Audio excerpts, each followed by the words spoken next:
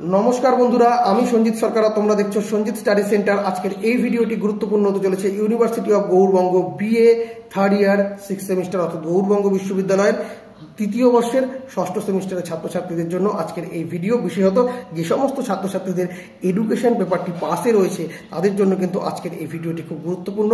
এডুকেশনের DSC 2A পার্টের উপর ভিত্তি করে আজকে সম্পূর্ণ সাজেশন তোমাদের সামনে উপস্থাপন করব। মান 8, মান 4, মান 2 এর সম্পূর্ণ প্রশ্নগুলো তোমাদের সামনে আমি দিয়ে দিব।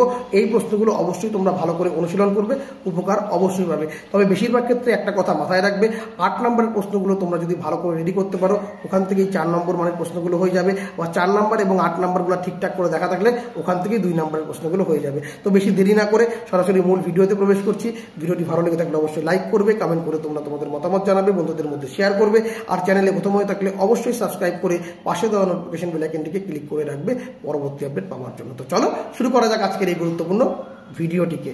আমার প্রাণের প্রিয় ভাই বোনেরা, তোমাদের গৌড়বঙ্গ ইউনিভার্সিটির BA 6th semester education general paper code EDCG DSC 2A guidance in education থেকে যে প্রশ্নগুলো তোমরা আসন্ন পরীক্ষার জন্য রেডি করবে সেগুলো দেখে নাও। তোমরা তোমাদের নাম্বার প্যাটার্ন সম্পর্কে নিশ্চয়ই জানো। তোমাদের 2 নম্বরের কিন্তু 4টি প্রশ্নের উত্তর করতে হবে, নম্বর থাকবে 4 দুগুণে 8।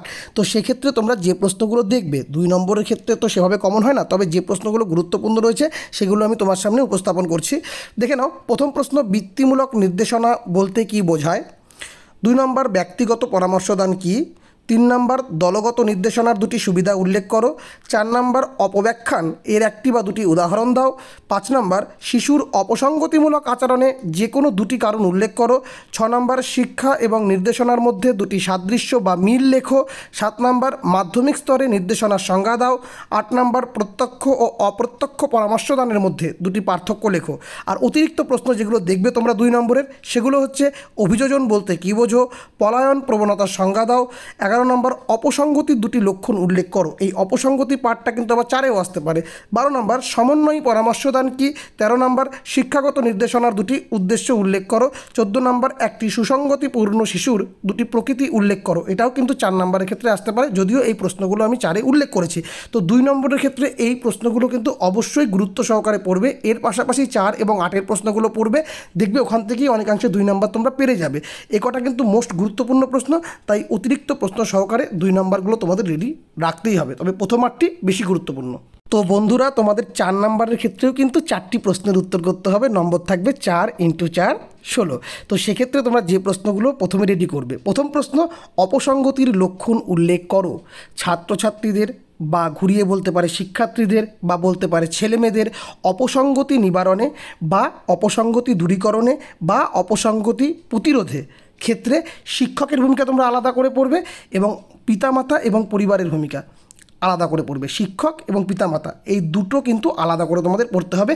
খুবই গুরুত্বপূর্ণ প্রশ্ন আসন্ন পরীক্ষার জন্য। 2 নম্বর, শিক্ষার্থীদের বা ব্যক্তি জীবনে পরামর্শদানের গুরুত্ব বা প্রয়োজনীয়তা কী? 3 নম্বর, কিছু পার্থক্য রয়েছে নির্দেশনা ও পরামর্শদান। এই পার্থক্যটা কিন্তু খুবই গুরুত্বপূর্ণ। এছাড়াও তোমরা যে পার্থক্যগুলো দেখবে সেটা হচ্ছে নির্দেশক পরামর্শদান ও অনির্দেশক পরামর্শদান, ব্যক্তিগত পরামর্শদান ও দলগত পরামর্শদান, পরামর্শদান ও সাইকোথেরাপি। তো এই পার্থক্যগুলো তোমাদের কিন্তু দেখতে হবে। 4 নম্বর প্রশ্ন, পরামর্শদান কিভাবে ব্যক্তিকে সমস্যা সমাধানের দক্ষতা বিকাশে সক্ষম করে তোলে। 5 নম্বর, শিক্ষার বা শিক্ষাগত নির্দেশনার উদ্দেশ্য উল্লেখ করো। 6 নম্বর, একটি সুসংগতিপূর্ণ শিশুর 2টি প্রকৃতি উল্লেখ করো। এই 6টি প্রশ্ন খুবই গুরুত্বপূর্ণ। তার ভিতর থেকে 3 নম্বরের প্রশ্নে কিন্তু বেশ কয়েকটি পার্থক্য রয়েছে, যার ভিতরে প্রথম পার্থক্যটা বেশি গুরুত্বপূর্ণ রয়েছে। আর প্রথম প্রশ্নে তোমাদের অপসঙ্গতি দূরীকরণে শিক্ষক এবং পরিবারের ভূমিকাটা আলাদা করে পড়তে হচ্ছে। এ কটি প্রশ্ন তোমাদের ভালো করে রেডি রাখতেই হবে। এর পাশাপাশি এই 2-3টি অতিরিক্ত প্রশ্ন আছে, এগুলো তোমরা অবশ্যই দেখে যাবে। বিদ্যালয়ে নির্দেশনা কার্যাবলীর গুরুত্ব উল্লেখ করো। 8 নম্বর, বৃত্তিমূলক নির্দেশনার ক্ষেত্রে প্রয়োজনীয় প্রাথমিক শিক্ষাগত তথ্যগুলি উল্লেখ করো। 9 নম্বর, মাধ্যমিক স্তরে নির্দেশনার প্রয়োজনীয়তাগুলি লেখো। তো এই প্রশ্নগুলো তোমাদের কিন্তু রেডি রাখতে হবে আসন্ন পরীক্ষার জন্য। বন্ধুরা, তোমাদের এডুকেশনে কিন্তু 8 নম্বরের একটি প্রশ্ন করতে হবে। 8 × 1 8 নম্বর। তো এক্ষেত্রে তোমরা যে প্রশ্নগুলো ভালো করে রেডি করবে, প্রথম প্রশ্ন নির্দেশনার পরিধি এবং গুরুত্ব আলোচনা করো। 2 নম্বর প্রশ্ন নির্দেশনা দানের বিভিন্ন শ্রেণীবিভাগগুলি উল্লেখ করো, এগুলি কিভাবে ব্যক্তির জীবনে বিভিন্ন চাহিদাগুলি পূরণ করে তা উল্লেখ করো। এই দুটি প্রশ্ন কিন্তু খুবই গুরুত্বপূর্ণ। 3 নম্বর পরামর্শদান কাকে বলে, এর বৈশিষ্ট্য ও বিভিন্ন প্রকার বা শ্রেণীবিভাগগুলি আলোচনা করো। 4 নম্বর অপসঙ্গতিমূলক আচরণের অর্থ ব্যাখ্যা করো বা অপসঙ্গতির বিভিন্ন কারণগুলি সম্পর্কে লেখো এবং ব্যক্তির জীবনে ব্যক্তিগত, শিক্ষাগত ও সামাজিক দিকগুলির উপর এই অপসঙ্গতির প্রভাবগুলি লেখো। এটা কিন্তু ভালো করে পড়তে হবে। এই 4টি প্রশ্ন তোমাদের কিন্তু ভালো করে রেডি রাখতে হবে। তার ভিতরে প্রথম দুটি খুবই গুরুত্বপূর্ণ, ভাগ্য ভালো থাকলে এই দুটি থেকে একটি তোমরা প্রশ্ন পেয়ে যাবো। আর অতিরিক্ত কিছু প্রশ্ন তোমাদের দেখে গেলে খুব ভালো হয়। সেগুলো হচ্ছে শিক্ষামূলক নির্দেশনা কাকে বলে, এর পরিধি সম্পর্কে আলোচনা করো। 6 নম্বর ব্যক্তিগত ও দলগত নির্দেশনা সুবিধা এবং অসুবিধাগুলি সম্পর্কে লেখো। 7 নম্বর বৃত্তিমূলক নির্দেশনা সম্পর্কে বিস্তারিত লেখো। 8 নম্বর প্রতিভাবান শিক্ষার্থীদের জন্য বিশেষ শিক্ষার ব্যবস্থা আলোচনা করো। তো এই কটি প্রশ্ন তোমরা যদি ভালো করে দেখে যাও, যে সাজেশনটি তোমাদের সামনে আমি পোস্ট করছি, এই প্রশ্নগুলো রেডি করলে তোমরা পরীক্ষা কিন্তু হাসি মুখে দিয়ে আসতে পারবে, এই বিষয়ে আমি আশাবাদী। তো আর বেশি দেরি করবো না, ভিডিওটা এখানে শেষ করছি। তোমরা সকলে খুব ভালো থাকো, খুব ভালোভাবে প্রস্তুতি নাও এবং খুব ভালোভাবে পরীক্ষা দাও। এই বলে আজকের ভিডিও এখানে শেষ করছি। ধন্যবাদ।